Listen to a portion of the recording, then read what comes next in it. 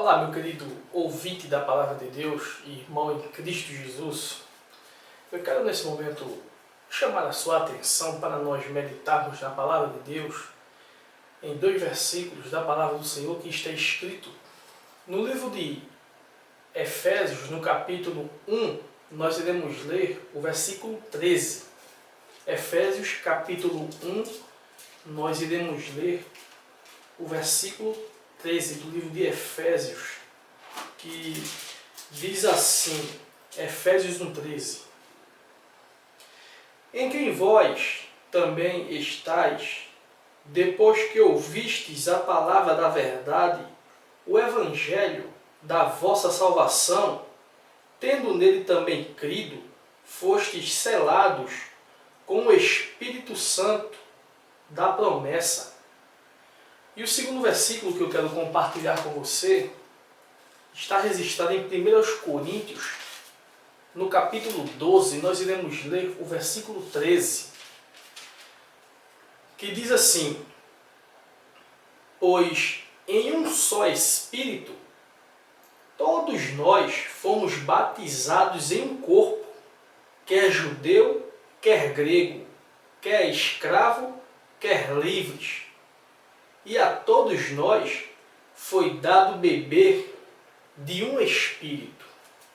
Meu querido ouvinte da Palavra de Deus e irmão em Cristo Jesus, eu quero chamar sua atenção nesse momento para nós meditarmos a respeito dos dons espirituais, pois nós vivemos em uma época onde os dons espirituais têm sido interpretados de forma equivocada por parte de muitas pessoas, e por eles serem interpretados de forma errada, de forma inadequada, é que surgem muitas bagunças no meio religioso, na Igreja de Cristo, porque uns dizem ser batizados com o Espírito Santo e outros não são.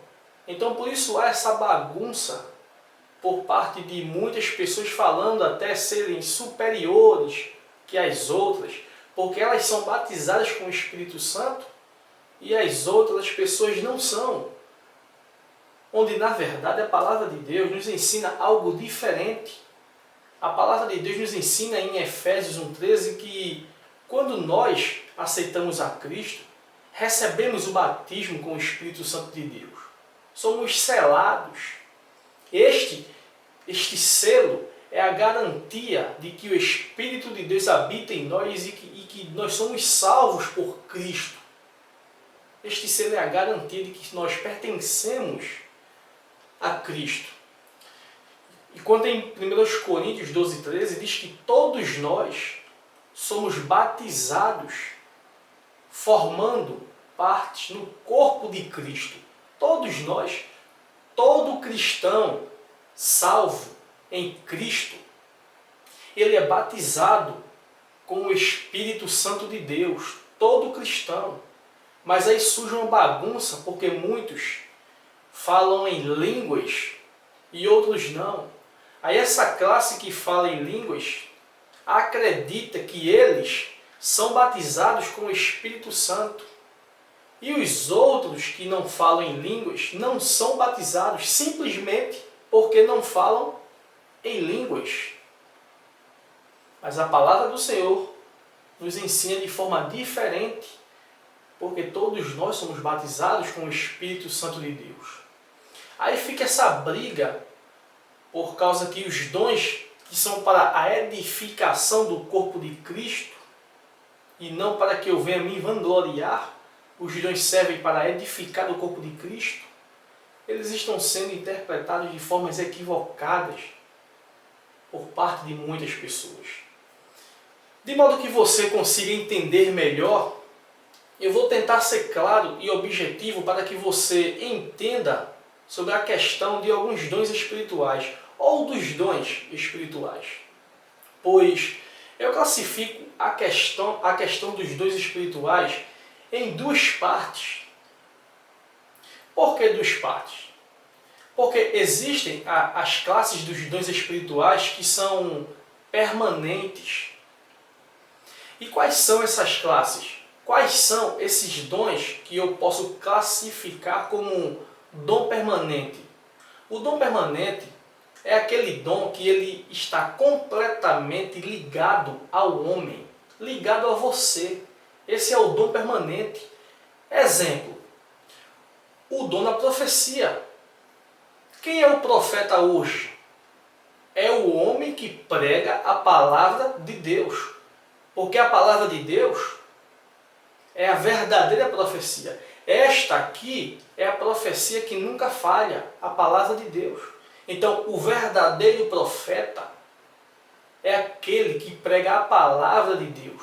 Então, quem tem o dom da profecia, ele pode pregar em qualquer lugar onde ele estiver, em qualquer momento, qualquer hora. Quem tem um dom da profecia não precisa marcar hora ou lugar, é apenas ir e pregar. Por quê? Porque o dom da profecia está ligado a mim, está ligado ao profeta. Por isso que ele prega a hora que ele quiser, no momento em que ele quiser, quando ele quiser. Outro dom, o dom do pastor. Quem tem o dom do pastor, ele apacenta as ovelhas a hora que ele quiser. Ele pode até estar em casa dormindo e de repente uma ovelha liga para ele, ele atende a chamada e aconselha a sua ovelha, conversam entre si. Porque esse dom, quem tem um dom de pastor, esse dom é permanente. Você já tem aquele amor dentro de você, aquele amor pelas ovelhas de Cristo, aquele amor pelas pessoas. Você tem isso dentro de si. Por isso que você pode apacentar as ovelhas a hora em que você quiser, no momento em que você quiser, sem precisar de hora marcada. Porque esse dom é permanente. Eu tenho o dom do pastor, exemplo. Então, eu amo de forma deliberada. Entendeu? Esse dom habita dentro de mim. O dom de mestre, por exemplo, quem tem o dom de mestre, ensina a hora que quiser.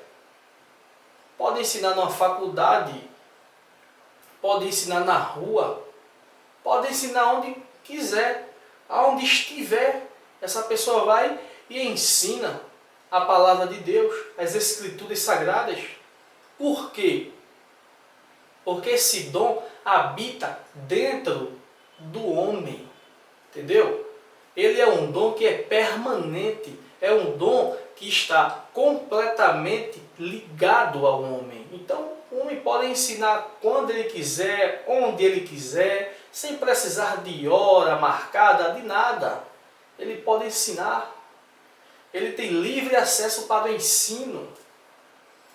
Eu posso enfatizar também o dom do apostolado. Sabemos que os apóstolos acabaram durante o decorrer do tempo, mas o apóstolo hoje é o missionário.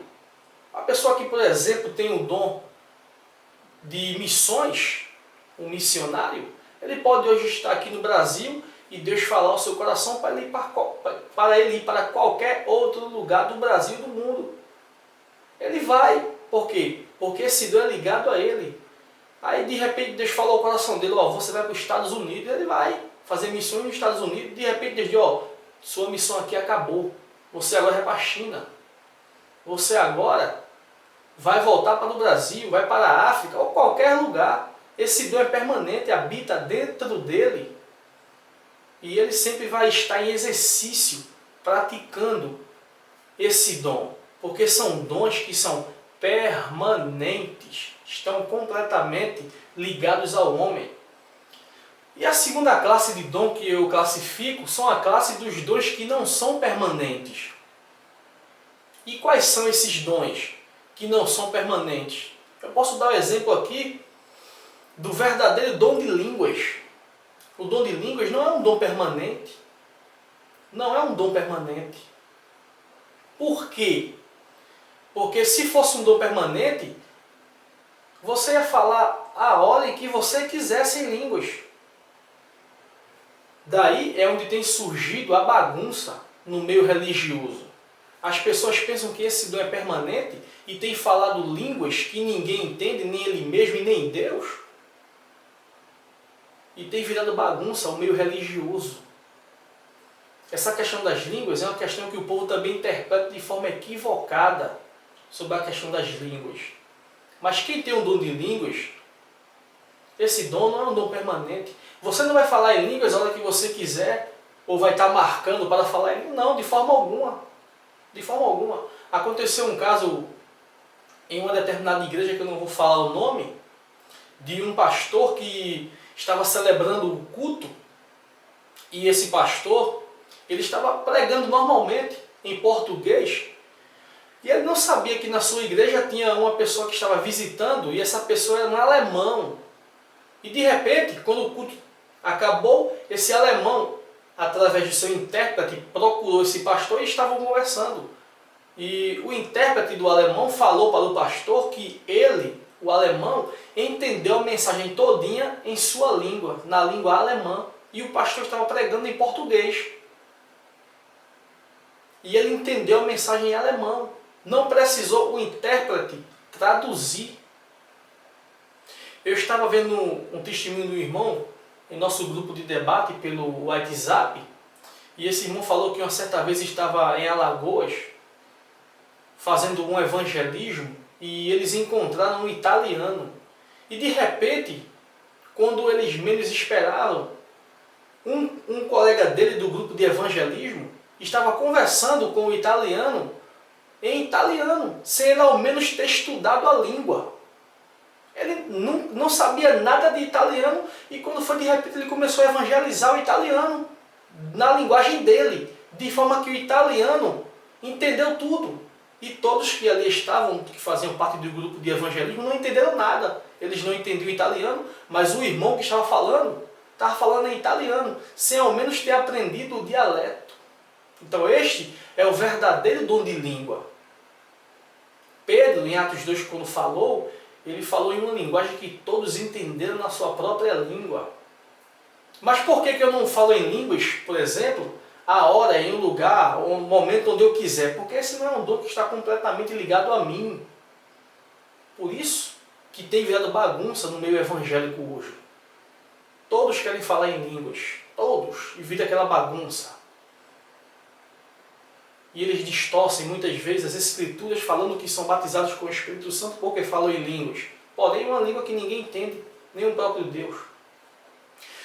O segundo dom que eu queria enfatizar é o dom da cura. O dom da cura também é um dom que não é permanente. Por que esse dom não é permanente?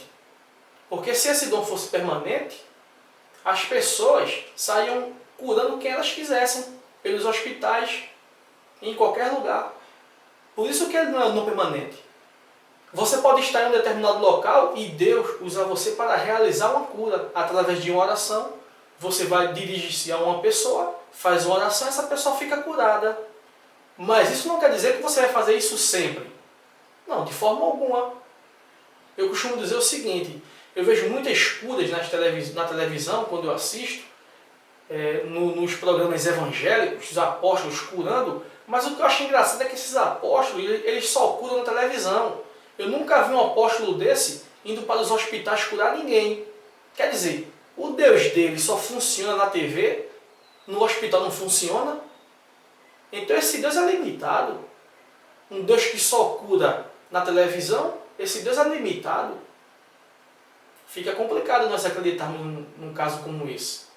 Mas quem tem o dom da cura, esse dom da cura não é permanente. Você hoje pode curar uma pessoa, Deus te usar para isso, e de repente Deus usar uma outra pessoa que não seja você.